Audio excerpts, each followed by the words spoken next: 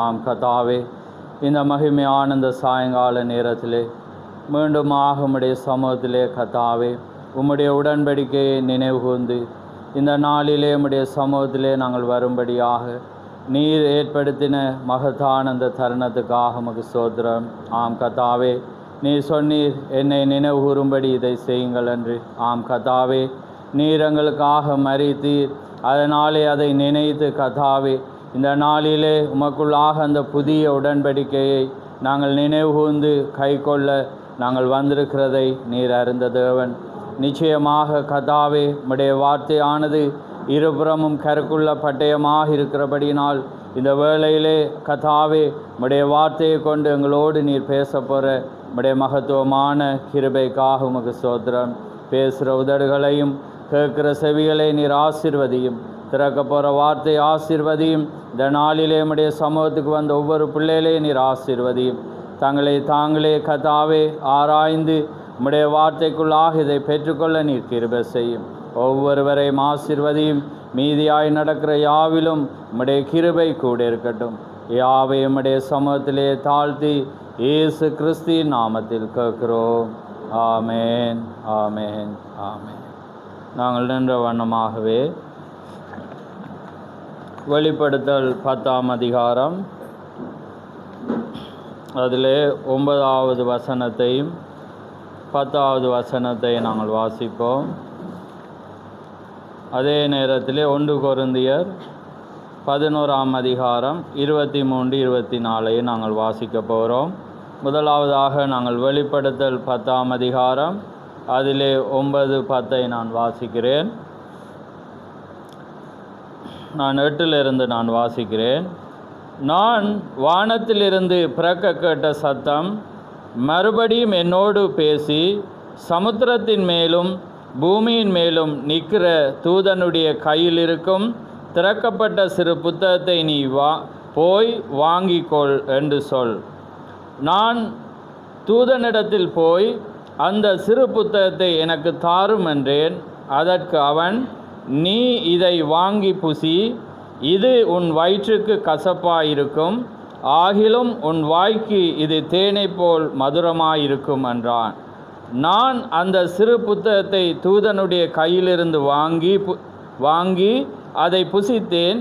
என் வாய்க்கு அது தேனை போல் மதுரமாயிருந்தது. நான் அதை புசித்தவுடனே என் வயிறு கசப்பாயிற்று. ஆமேன்.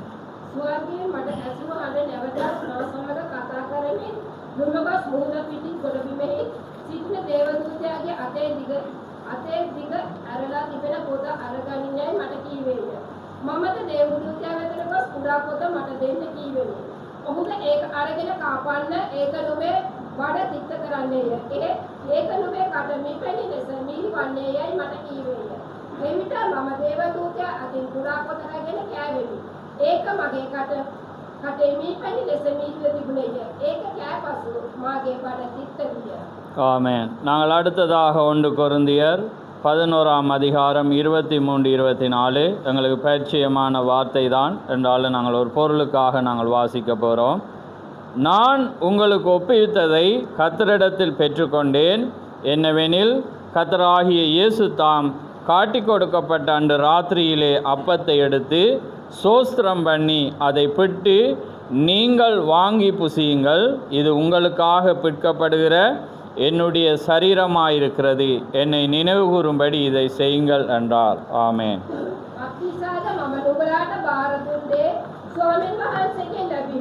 එනත් ස්වාමී ජේසුස් වහන්සේ පාවා දෙන්නු ලැබු රාත්‍රියේදී උන්වහන්සේ රොටි රැගෙන ස්තුති කොට කඩා මේක නුඹලා උදෙසා දෙන්නා වූ මාගේ ශරීරය. මා සීකිරීම පිණිස මේක කරපළයි කීසේක. ஆமென். யாவரும் அமர்ந்திருங்கள்.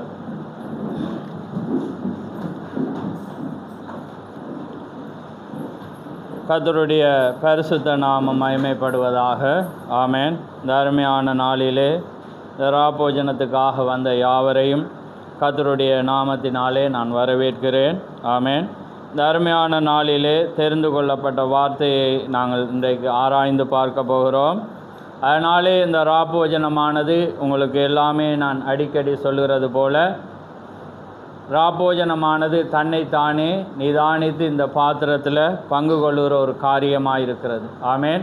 இது ஒரு சடங்கும் அல்ல, இது ஒரு காரியம் அல்ல, இது ஒரு நினைவு கூறுதலாக இருக்கிறது. அப்போ இந்த வார்த்தையை குறித்து நீங்கள் அதிக பயபக்தியோடும் அதிக மரியாதையோடும் நீங்கள் எடுக்கும்போது தான் அது உங்களுடைய வாழ்க்கையில் அந்த ஆசீர்வாதத்தை கொண்டு வரும். ஆமேன். அப்படி இல்லாத பட்சத்தில் உங்களுடைய வாழ்க்கையில் நீங்கள் கேடு உண்டாக்கி கொண்டு வரீங்க. உங்களுக்குள்ளாக பிரச்சனைகள், தொல்லைகள், கஷ்டங்கள் வரும். ஏனென்றால் தேவன் ஆலோசனை கர்த்தராயிருக்கிறார். இன்றைய காலையில் நாங்கள் வாக்கு தத்தமாக பார்த்த வார்த்தையிலும் அங்கே பவுல் அந்த வார்த்தையை எச்சரிக்கிற வேளையில் அவங்க செவி கொடுக்காமல் போனது நிமித்தம் அவங்க சரக்குகளிலிருந்து தளபாடங்களிலிருந்து அவங்களுடைய சேதங்கள் அதிகமாக இருந்தது. அதே போல தான் தீக்கர் சொல்லுகிற வேளையிலே தேவனுடைய வார்த்தையும் அப்படி தான். நாங்கள் அதை நிதானித்து வராவிட்டால் அது தனக்கு தானே அது என்ன செய்யும்? அது ஆக்கினை தீர்ப்பை வருவித்து கொள்ளும். அதனால் தேவனுடைய வார்த்தை அதிக பயபக்தி, அதிக ஆசீர்வாதம். ஏனென்றால் இது மேலான ஒரு காரியம். அவரை நினைவு கூற நாங்கள் வந்திருக்கிறோம். அதனாலே இந்த நாள் எங்களுக்கு ஒரு விசேஷித்த நாளும் ஒரு மகத்தான ஒரு நினைவு கூறுதல். ஆனால் நீங்கள் அதுக்கு வருகிறதுக்கு வேளையிலே நீங்கள் அதிக ஆயத்தங்கள் படணும். நீங்கள் அதிகமாக ஜெபிக்கணும். நீங்கள் ஆயத்தப்படுகிற வேளையில் நீங்கள் நேர காலத்தில் வரும். நீங்கள் முதல் நாளே நீங்கள் ஆயத்தப்படும். அதான் உங்களுக்கு தெரியும். இந்த பஸ்காவை குறித்து நீங்கள் பழைய ஏற்பாடில் போய் வாசித்தா அந்த ஓய்வு நாளுக்கு முதல் நாளே எப்படி ஆயத்த நாளாக அவங்க சபையில் அமர்ந்து ஆயத்தப்படுவாங்க. அந்த தேசமே அமைதலாகும். அதே போல் தான் ஆவிக்குரிய இஸ்ரவேலாகிய நீங்களும் முதல் நாளே ஆயத்தப்பட்டு நீங்கள் ஜெபித்து வந்தால் தான் சத்ரு வழியை திறப்பான். அப்படி இல்லாட்டி அவன் என்ன செய்வான்? தடை வரும், பல பிரச்சனை வரும். அதோடு நீங்கள் இருக்கும்போது அது உங்களுடைய ஆசீர்வாதத்தையும் கெடுத்து அது மற்றவருடைய ஆசீர்வாதத்தையும் என்ன செய்யும்? கெடுக்கும். ஏனென்றால் நாங்கள் எங்கே இருக்கிறோம்? நாங்கள் கானானை சுதந்திரிக்கிற நாட்களில் இருக்கிறோம். ஆமேன். அந்த கானான் எதுக்கு அடையாளம்? பரிசுத்தாவி. அந்த பரிசுத்தாவியை நீங்கள் முழுமையாக தேவனுடைய வார்த்தை முழுவதை நீங்கள் சுதந்திரிக்கணும். அப்படி என்றால் என்ன அர்த்தம்? மனுஷன் அப்பத்தினால் மாத்திரமில்லை, தேவனுடைய வாயிலிருந்து புறப்படுற ஒவ்வொரு வார்த்தை. அந்த கானான் அவங்களுக்குடையதான். ஆனால் அந்த கானானை முழுமையாக இருந்தால் தான் முத்திரை கொடுக்கப்படும். அப்போ அந்த கானான இஸ்ரவேல் ஜனங்கள் சுதந்திரிக்கிற வேளையில் அங்கே தீட்டு இருக்கக்கூடாது, எல்லாமே இருக்கக்கூடாது.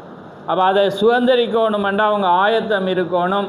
அப்போ அந்த ஆயத்தம் இருந்தால் தான் அவங்க ஜெயிக்கலாம். இல்லாட்டி நீங்கள் தேவ மனிதனாக இருக்கலாம், தேவன் ஒரு விஷனை கொடுத்து உங்களை அனுப்பியிருக்கலாம். நீங்கள் எவ்வளோ பெரிய தேவன்ட மனிதனாக இருந்தாலும் அங்கே வார்த்தை சரியில்லாட்டி யாரென்றாலும் தேவன் என்ன செய்வார்? வெட்டுவார் என்று நாங்கள் பார்த்தனாங்க தானே. அவ்வளோ பெரிய தீர்க்கதரிசி பழைய ஏற்பாடில் இருந்த மோசே கூட வார்த்தையை தவறாக இருக்கிறவளை என்ன நடந்துச்சு?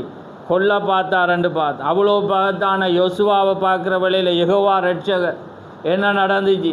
அவன் யுத்தத்துக்கு போகிறான். தேவன் சொன்ன உங்களோட கீறல் கூட படாது, உங்களோட உடுப்போ உங்களோட காயமோ எதுவுமே வராது. என்ன நடந்துச்சு? கழுத்தே போயிட்டு. என்ன உடுப்பு கீறாது, கை கீறாதுன்னு சொன்ன தேவன் என்ன போயிடுச்சு? 36 பேர் மரிச்சே போயிட்டான்.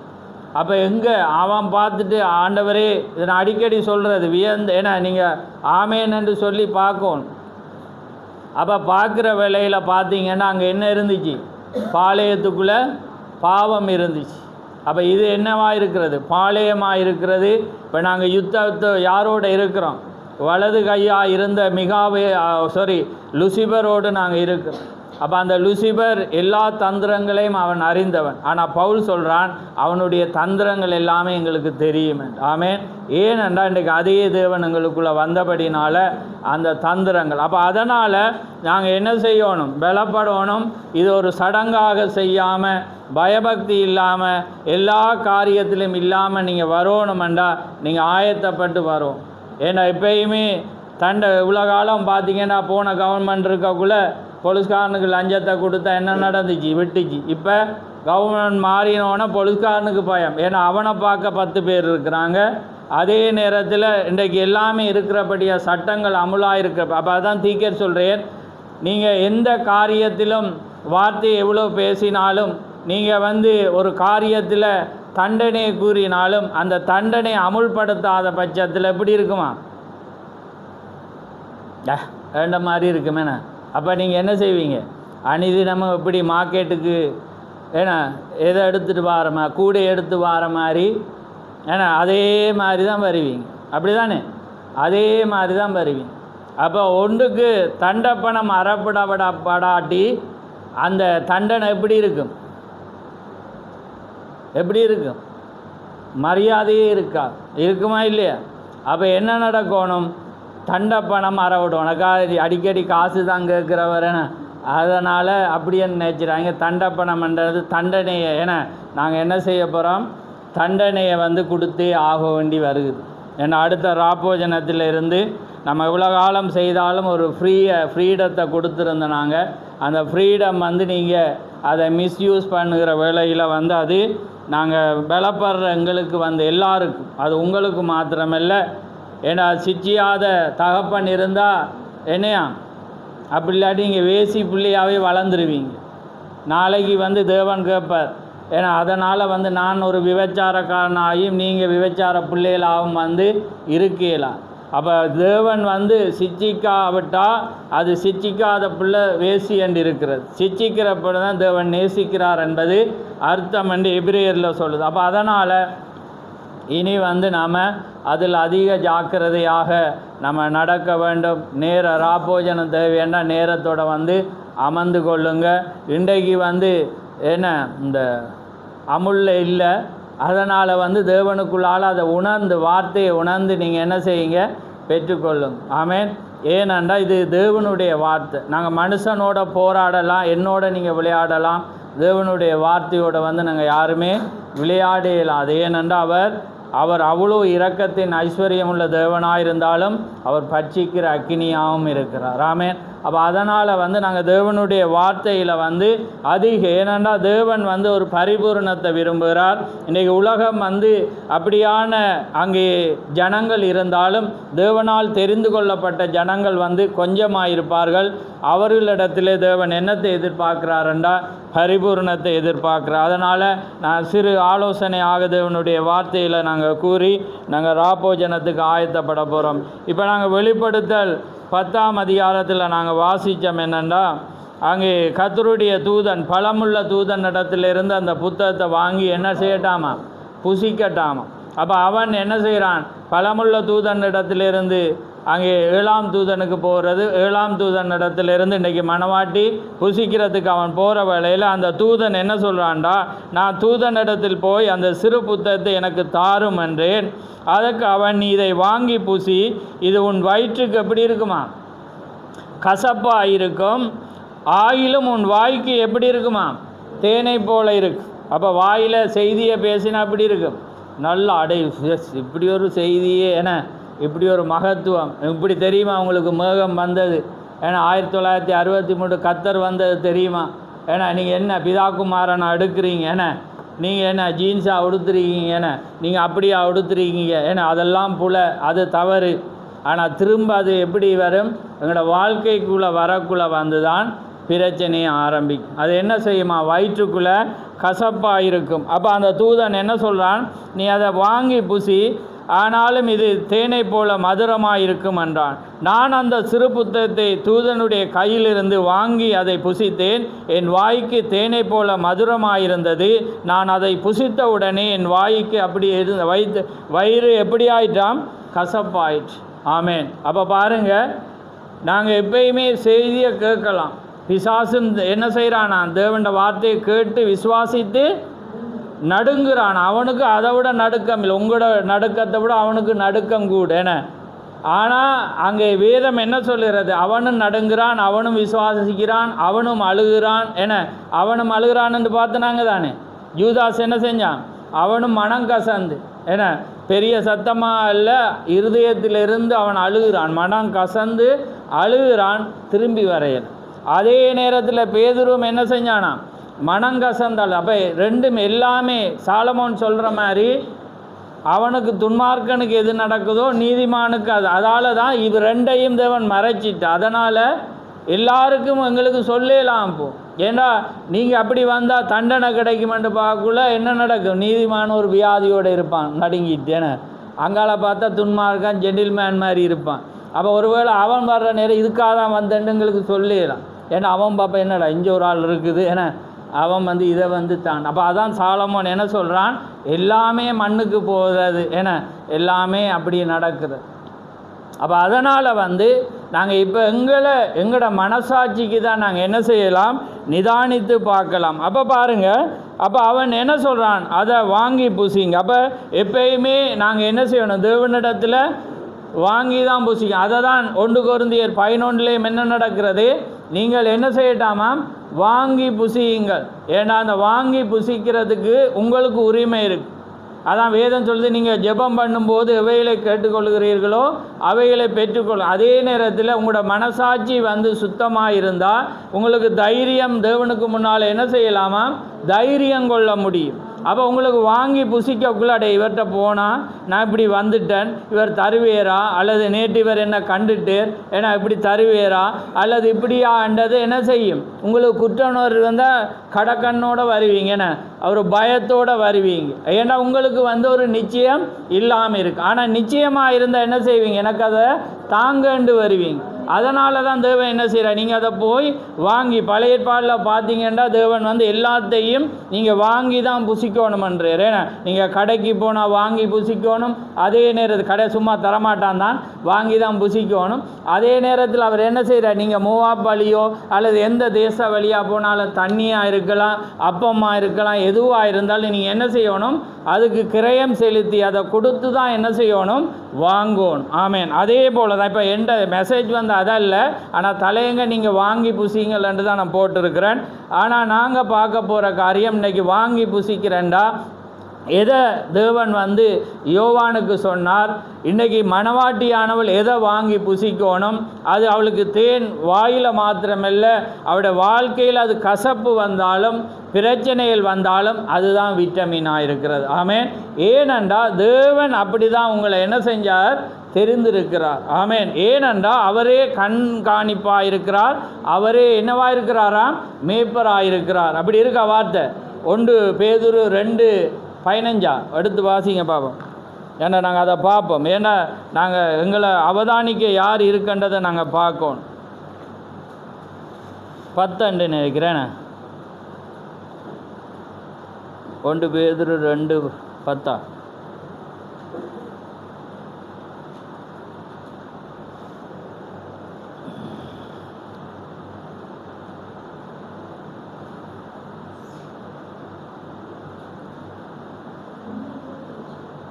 சாரி 2:25. Right, very good. சிதறுண்ட ஆடுகளைப் போல் இருந்தீர்கள், இப்பொழுதோ உங்கள் ஆத்துமாக்களுக்கு மேய்ப்பரும் கண்காணிக்குமானவரிடத்தில் திருப்பப்பட்டிருக்கிறீர்கள். ஆமேன். இப்போ நாங்கள் ஒரு காலத்தில் எப்படி இருந்தோமா, சிதறடிக்கப்பட்டிருந்தோம். ஆனால் இப்பொழுதோ உங்கள் ஆத்துமா, யார் ஆத்துமாவுக்கு காவலாளி என்று பாருங்கள், யார் உங்கள் ஆத்துமாவுக்கு மேய்ப்பரும் கண்காணியுமானவரிடத்தில் திருப்பப்பட்டிருக்கிறீர்கள். பாருங்கள், மேய்ப்பனிடத்துலையும் கண்காணிப்பு, ஆங்கிலத்தில் விஷப்பண்டு இருக்குது. அதனால தான் விஷப்பண்டு ரோமன் கத்தோலிக் வச்சிருக்கு, அவங்க கண்காணிப்பு. ஆனால் எங்களோட கண்காணிப்பாளர் யார், அங்கே தேவனாகி இருக்கிறார். ஆமேன். அதே நேரத்தில் தேவன் அந்த அதிகாரத்தை மனிதனுக்கும் தந்திருக்கிறார். ஆனால் அது பரிசுத்த ஆவியோடு தான் என்ன செய்யப்படணும், ஆளுகை செய்யப்படணும். அப்போ பாருங்கள், இன்றைக்கு எங்களோட ஆத்மாவுக்கு உத்தரவாதம் நீங்கள் விளையாட்டல்ல. பாருங்கள், மேய்ப்பனும் கண்காணியுமானவரிடத்தில் நாங்கள் என்ன செஞ்சுருக்கோம், திருப்பப்பட்டிருக்கோம். அப்போ அவர் உங்களை வளர்க்கணுமெண்டா வார்த்தையின்படி தான் வளர்ப்பேன். அவர் அட்ஜஸ்ட்மெண்ட் செய்ய மாட்டேன். ஏன்னா அவர் அட்ஜஸ்ட்மெண்ட் செய்தால் அவர் எங்கே போய் மன்னிப்பு கேட்கணும், ஆதியிலிருந்து மன்னிப்பு கேட்டுருவோம். ஏன்னா வார்த்தையை மீறின, ஒரு வார்த்தையை மீறினவட்ட என்ன செய்யணுமா, நான் சொல்லலை, தீக்கர் சொல்கிறார். என்ன தேவன் என்ன செய்யணும், சோதோம் குமாராட்ட போய் மன்னிப்பு கேட்டிருக்கணும். ஏண்டா அந்த பட்டணத்தை அவர் அழித்ததுக்காக. ஆமேன். அதே போல் பாருங்கள், தேவன் எப்பயுமே தம்முடைய வார்த்தையை காத்து கொள்ளுகிற தேவன். அப்போ நீங்கள் சாதாரண ஆள்கிட்ட வரையில் மேய்ப்பனும் கண்காணிப்பு கூட யாருக்கு, ஆத்துமாவுக்கு. அவர் ஆத்துமாவை மட்டும்தான் பார்ப்பேர், உங்களோட சரீரங்களை அவர் பார்க்கறதில்லை. ஏன்னா அது எங்கே போப்பது, மண்ணுக்கு போப்பார். ஆனால் நித்திய ஜீவனை பெற்றுக்கொள்கிற அந்த ஆத்துமா வாஞ்சை, அது தாவீது சொல்கிற போல், மானானது நீரோடைகளை வாஞ்சித்து கதறுகிறது போல தேவனே என் ஆத்துமா உம்மை நோக்கி கதறுகிறது. அப்போ எங்களோட இருதயத்திலிருந்து தான் தாவீதுடைய சங்கீதம் எல்லாம் பாருங்கள், ஆத்துமா தான் வரும். வாயால் நாங்கள் என்ன செய்கிறோம்? வாயால் பாடுறோம், சரி கையை உயர்த்துகிறோம், அக்கா கை அதனால தான் உயர்த்தலைன்னு சொல்லாங்க. கை உயர்த்தணும், ஆனால் அது உங்களோட என்ன இருக்கணும்? ஆவியில் அனலாக இருந்து என்ன தேவனுக்குள்ளால் ஆராதிக்கிற வேளையில் அது உங்களோட ஆத்தும எப்பயும் இருந்தால் நீங்கள் நீர்கால்களின் ஓரமாய் நடப்பட்டவளாக இருப்பீங்க. அப்போ பாருங்கள், அதனால் அவங்க அதான் பேதுரு சொல்கிறான், நீங்கள் சிதறுண்ட ஆடுகளை போல் இருந்தீர்கள், இப்பொழுதோ உங்கள் ஆத்துமாக்களுக்கு மேய்ப்பரும் கண்காணியுமானவரிடத்தில் நீங்கள் என்ன செஞ்சுருக்கீங்க? திருப்பப்பட்டிருக்கிறீங்க. அப்போ அவர் உங்களை வார்த்தையாக ஏன்னா அவர் எப்படி வார்த்தையாக இருந்தீரோ அதே போல தான் அவர் என்ன செய்வேர்? உங்களை திருப்புவேர். அதனால தான் அவருக்கு உபத்திரம் வர்ற வேளையில் யாரை நினைச்சாரா? 53 ஏசாயா 53:10 வாசிங்க. யாரையும் ஒரு ஆளை நினைக்கிறேன். இன்றைக்கு தான் அவங்கள கண்டுபிடிக்க போகிறோம். பாப்போம், நேரத்தோடு தெரிஞ்சிருந்தால் சொல்லியிருப்பீங்க, இல்லாடி பாப்போம். அக்கா அவங்கள நான் புலப்பிடிக்க இருக்கையில் நாம் வார்த்தையோடு நானும் நீங்களும் அறிய வந்திருக்கிறோமே. கர்த்தரோ அவரை நொறுக்க சித்தமாகி அவரை பாடுகளுக்கு உட்படுத்தினார். அவருடைய ஆத்துமா தன்னை குற்ற நிவாரண பலியாக ஒப்பு கொடுக்கும் போது அவர் தமது சந்ததியை கண்டு நீடித்த நாளாய் இருப்பார். கர்த்தருக்கு சித்தமானது அவர் கையினால் வாய்க்கும். ஆமென். அப்போ அதான் திக்க சொல்ற என்ன? கர்த்தரோ அவரை நெருக்க சித்தமாகி அவரை பாடுகளுக்கு உட்படுத்தினார். அவருடைய ஆத்துமா தன்னை குற்ற நிவாரண பலியாக ஒப்பு கொடுக்கும் போது அவர் தமது சந்ததியை காண்றார். அவர் தான் திக்க சொல்ல உங்களையும் என்னை அவர் என்ன செய்கிறாராம்? பார்க்குற வேளையில் அதை பொறுமையோடு எடுத்துக்கொண்டாராம். ஆமென். ஏனென்றா அந்த உபத்திரத்தை சகிச்சு கொண்டு, ஏனென்றா உங்களையும் என்னையும் அவர் என்ன செய்யணும்? மீட்கிறதற்காக என்ன செய்கிற தனக்கு வந்த உபத்திரத்தை அவர் என்ன செஞ்சாராம்? பொறுமையோடு சகிச்சார். புரியுதா உங்களுக்கு? அதனால தான் கல்வாரியிலேயும் அவர் அழுகிற வேளையில், கெத்செமனேயில் அழுகிற வேளையில் அவர் என்ன சொல்கிறார்? இந்த கேரக்டர், இந்த காரியம் எனக்கு வேணாம், ஆனாலும் அவர் என்ன சொல்கிறார்? ஆகிலும் என்னுடைய சித்தம் அல்ல உம்முடைய சித்தம், இந்த பாத்திரம் என்னை விட்டு நீங்க கூடுமானால் நீங்கும்படி செய்யும், ஆகிலும் என்னுடைய சித்தம் அல்ல உம்முடைய சித்தம். அதான் திக்க சொல்கிறேன். அவர் யாரை கண்டு மௌனமாக இருந்தீரா? உங்களையும் என்னையும். ஆமென். ஏனென்றா அப்போ தான் அவர் ஜெயங்கொள்ளலாம், அப்போ தான் அவர் பிதாவினுடைய சிங்காசனத்தில் போய் அந்த உரிமை பத்திரத்தை எடுக்கலாம். ஏனென்றா அவர் ஜெயமுள்ளவர், அவர் ஜெயங்கொள்ள வேண்டும். ஆமென். அதனால் உங்களை அவர் காண்ற வேளையில் அவர் என்ன செய்தாராம்? அதான் இவன் பவுல் சொல்கிற வேளையில் ஒரு ஸ்திரீயானவள் கற்ப வேதனை படுகிற வேளையில் என்ன செய்வாளாம்? பிள்ளை கிடைக்கிற நேரத்தில் அவளுக்கு உபத்திரம் வரும், ஆனால் அவள் அழுக வரும், கவலை வரும், ஆனால் அதை பெற்ற உடனே அவள் அழுகையெல்லாம் என்ன செஞ்சிருமாம்? மாறிடும். அதே போல் தான் உங்கள் துக்கம் சந்தோஷமாக மாறும். அப்போ நீங்கள் என்ன செய்யணுமா? நீங்கள் உபத்திரப்பட உங்களுக்கு என்ன கேரக்டர், என்ன பாத்திரம், எப்படி உங்களை வணைஞ்சிருக்கிறீர் என்று அவருக்கு மட்டும்தான் தெரியும். அதனால தான் பவுலுக்கு சொன்னேன், நீ ராஜாக்களுக்கு முன்னால் என்ன செய்யணும்? நீ என்ன செய்யணும்? நிற்கணும், ராயனுக்கு முன்னால் நீ பிரசங்கிக்கணும் என்றெல்லாம் சொல்லுகிற வேளையில் அவன் பாருங்கள் சிறை கைதியாக இருக்கிறான். அப்போ பாருங்கள், காலும் கட்டப்பட்டு கையும் கட்டப்பட்டு இருக்குது, என்ன கொண்டு போகிறப்படுறான், ஆனால் அவன் சாதாரணமாக இருக்கிறான், நல்ல மனுஷன் அவன் நடக்கிறான், என்ன செய்கிறான்? அவன் புத்திமதியை சொல்கிறான், கேட்கல. அந்த 100க்கு அதிபதி மத்தியில் அவனுக்கு பச்சமாக நடக்கிறான், தயவு பண்ணினான். ஆனாலும் 100க்கு அதிபதி எங்கே விஷயம் வர்ற வேளையில் மிஸ் ஆகிட்டவர். என்னத்தில் மிஸ் ஆகிட்டு இவன் ஆலோசனை சொல்கிறான், இப்போ போவேனா, கொஞ்ச நாள் நின்று நம்ம போவோம். 100க்கு அதிபதி பவுலையும் பார்க்குறேன், மாலுமியையும் பார்க்குறேன், கப்பல்காரனையும் பார்க்குறேன். இப்போ யார் அது எடுப்படுது பார்க்குறேன்? இவர் ஒரு பாஸ்டர் தான், இவர் ஒரு ஊழியக்காரன், இவருக்கு வேதத்தை கேட்டால் சொல்லுவேர். ஏன்னா இது மிச்சம் எல்லாம் யார்கிட்ட கேட்கணும்? அவங்ககிட்ட தான் கேட்கணுமென்றோடனே என்ன நடந்துச்சு? கேட்ட எல்லாரும் என்ன நடந்துச்சு? அவ்வளவும் என்ன செய்தாங்க?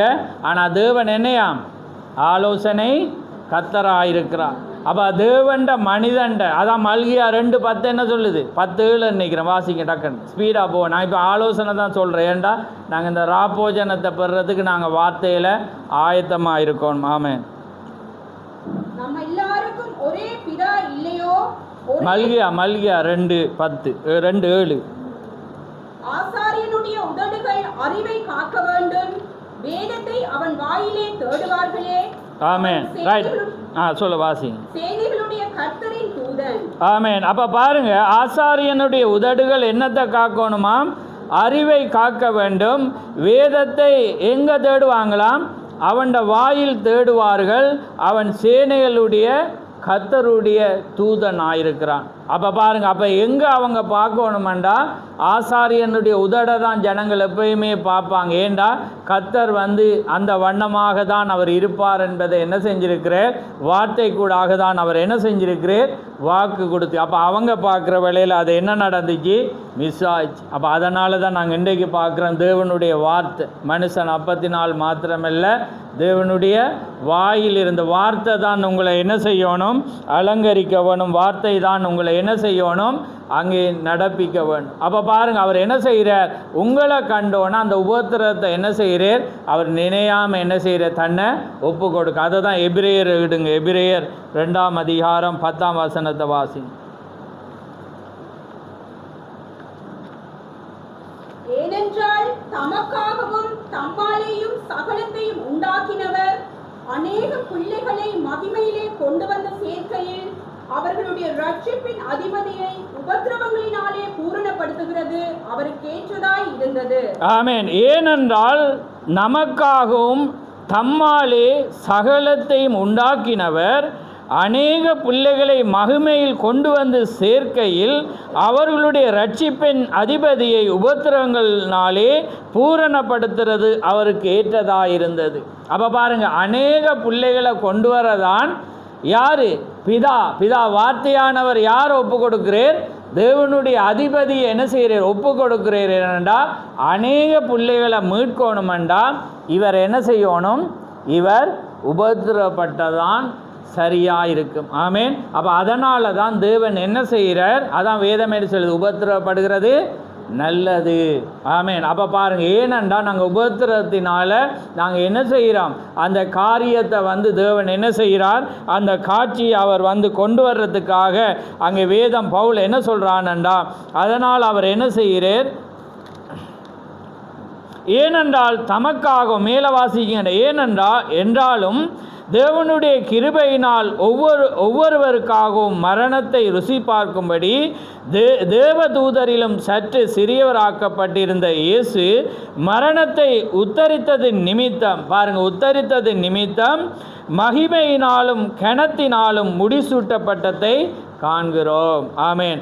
ஏனென்றால் தமக்காகவும் தம்மாலே சகலத்தையும் உண்டாக்கினவர் அநேக பிள்ளைகளை மகிமையிலே கொண்டு வந்து சேர்க்கையில் அவருடைய ரட்சிப்பின் அதிபதியை என்ன செய்கிற உபத்திரங்களினாலே பூரணப்படுத்தினர். அப்போ பாருங்கள், உபத்திரம்தான் வேதம் என்ன சொல்லுது, உங்களை பூரணப்படுத்த முடியும். அப்போ பாருங்கள், உபத்திரம் வர்ற வேளையில் அதை என்ன செய்யும், உங்களுக்கு பொறுமையை கொண்டு பொறுமை என்னத்தை கொண்டு வரும், தேவ பக்தியை கொண்டு நீங்கள் என்ன செய்வீங்க, மேலே நீங்கள் போகிறதுக்கு அது என்ன செய்யும், ஏற்றதாக இருக்கும். அப்போ அதனால தான் தேவனுடைய வாழ். அப்போ தான் நாங்கள் பார்க்குறோம் 10:9-10 நாங்கள் வெளிப்படுத்தல் 10:9-10 என்ன சொல்லுகிறது, அந்த தூதன் ஆனவன் கையிலிருந்து அவன் என்ன செய்கிறான், வாங்கி புசிக்கிற வேளையில் அது வாய்க்கு எப்படி இருக்கிறது, தேனை போல. ஆனால் ஜீவியத்தில் எடுக்கிற வேளையில் அது எப்படியா மாறுது, கசப்பு.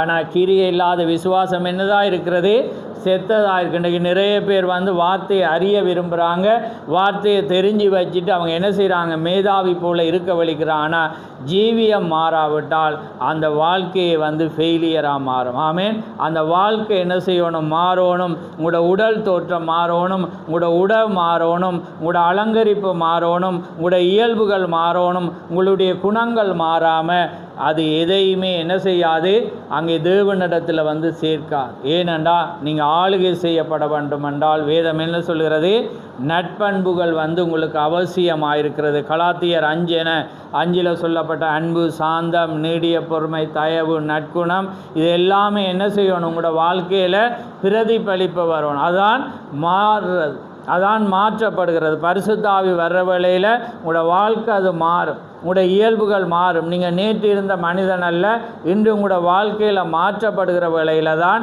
நீங்கள் தேவனுக்குள்ள ஆளை நெருங்குவீங்க. அப்போ தான் அது என்ன செய்யுமெண்டா, நீங்கள் நடக்கிற வேளையில் நீங்கள் நினைப்பீங்க, அது பாருங்கள் வேதம் என்ன சொல்ல, நீங்கள் நினைப்பீங்க உங்களுக்கு மட்டும் உபத்திரம். ஆனால் நீங்கள் உபத்திரப்படுற வேளையில் நீங்கள் யாரை நினைக்கணும், மற்றவங்களை நினைக்கிற தேவையில்லை. நீங்கள் சரியாக நடந்தாலே தேவன் உங்களை நினைப்பேன்.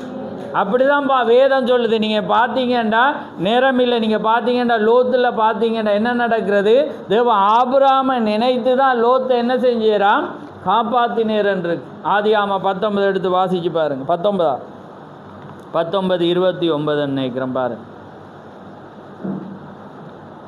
தேவன் அந்த சமபூமியின் பட்டணங்களை அழிக்கும் போது தேவன் ஆபிரகாமை நினைத்து லோத்து குடியிருந்த பட்டணங்களை தாம் கவிழ்த்து போடுகையில் லோத்தை அந்த அழிவின் நடுவிலிருந்து தப்பி போகும்படி அனுப்பிவிட்டார். இப்ப யாரை நினைக்கிறாரா? ஆபிரகாமனுக்கு. இப்ப இயேசு கிறிஸ்து யாரை நினைச்சு தான் இதன்றே? உங்கள் ஆபிரகாம் தொடக்கம் ஆதாம் தொடக்கம் அவர் எல்லாரையும் நினைக்கிறேன். ஆனால் இங்கே ஆபிரகாமை நினைச்சு ஆபிரகாமோட சந்ததியில் வந்த தண்ட சகோதரன் அவர் என்ன செய்கிறார்? அழிக்கிற வேளையில் தேவன் நினைக்கிறார். யாத்ராம் 2:24 வாசிச்சு பாருங்க.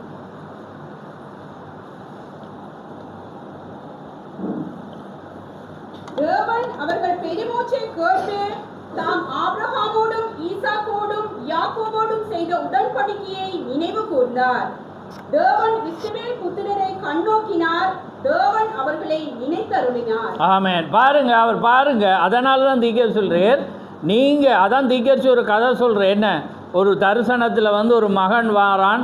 அவன் வந்து சொல்கிறான், என் அம்மாவை வந்து நான் அடிக்கடி என்ன செய்கிறேராம்? கனவுல நான் காண்றேன்னு. அப்போ அவர் என்ன சொல்கிறாரண்டா? தீக்கரிசி என்ன சொன்னேன்? அவர் சொல்கிறார், உண்ட அம்மா கிறிஸ்துக்குள்ள ஒரு அன்பான சௌரி, கிறிஸ்துக்காக அவள் வாழ்ந்தவ, அவர் ஒவ்வொரு நாளும் ஜெபிக்கிற ஜெபம் வீணாக போயல. அப்போ பாருங்கள், ஒவ்வொரு நாளும் அவன் காண்றவளை. ஏன்னா ஒரு காலத்தில் கடவுளுக்குள்ளால் இருந்து அவன் பின்வாங்கி போயிட்டான். அவன் கடவுளுக்குள்ளால் இல்லாதபடினால இந்த தாய்க்கு பிள்ளையை குறித்ததான பாரம். ஆனால் அவன் என்ன செய்கிற? ஒரு நாள் மறித்து போயிட்டா. ஆனால் பாருங்கள், தேவன் விடையில்லை. ஆமே. அதான் தேவன் ஒருபோதும் மறப்பதில்லை. உங்களோட அன்பின் ஊழியங்கள் அவர் மறப்பதில்லை. உங்களோட ஜெபங்கள் வந்து ஒரு நாளும் ஒளிஞ்சி போகாது. ஆமே. அதுதான் காரியம். அதனால தான் நீங்கள் உபத்திரம் வர்ற வேளையில் உங்களை இன்னொருவன் பார்க்குறான். நீங்கள் வார்த்தையில் இடராகக்கூடாது. இன்னொருவன் அட இவ்வளோ காலம் உங்கள் ஓடி நாங்கள் இப்படியா தூசிக்கிறாங்கன்னு ஒரு மனிதன் உங்களை குறித்து சொல்லாமல் நீங்கள் என்ன செய்யணும்? பொறுமையோட எப்பயும் ஜோபுவை போல் நீங்கள் என்ன செய்யணும்? மகிமைப்படுத்துகிற வேளையில் உங்களோட காரியங்கள் எல்லாம் முடிஞ்சு போனாலும் உங்களை கண்டு இன்னொருவரை தேவன் நினைப்பார். புரியுதா உங்களுக்கு? இதுதான் சத்தியமாக இருக்கிறது. அதனால தான் நம்முடைய தேவன் அவ்வளோ மகத்துவமான தேவன். ஆமென். அதனால தான் அவர் எப்பயுமே மறக்க மாட்டேன். நாம் மறந்தாலும் அவர் மறக்கிற இல்லை. பாருங்கள், 4 சந்ததியை நினைக்கிற தேவன். பாருங்கள், யெகோவா எழுப்பி அந்த ராஜாக்களை கொண்டு வரதுக்கு 4 பரம்பரையாக கொண்டு வார். தாவீதை நினைச்சு அவனோட வம்சத்தை என்ன செய்கிறார்? அவனோட சந்ததியிலிருந்து ராஜாக்கள் எழும்புவாங்கண்டு தேவன் என்ன செய்கிறார்? அதை செய்கிறேன். பாருங்கள், ஒரு உத்தமமாக இருந்த ஒரு தாவீதை அவர் நினைக்கிறதுக்காக. அப்போ பாருங்கள், அதுதான் தேவனுடைய காரியமாக இருக்கிறது. அப்போ பாருங்கள், தேவன் அதனால தான். இப்போ பாருங்கள், இப்போ ரோமர் 8ஆம் அதிகாரத்துக்கு திருப்புங்க. நாங்கள் ஸ்பீடாக போவோம்.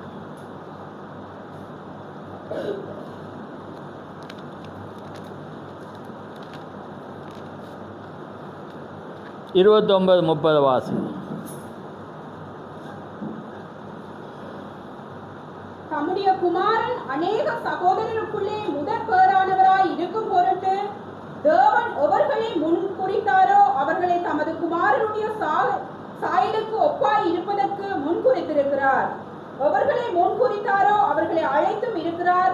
எவர்களை அழைத்தாரோ அவர்களை நீதிமான்களாக்கியும் இருக்கிறார்.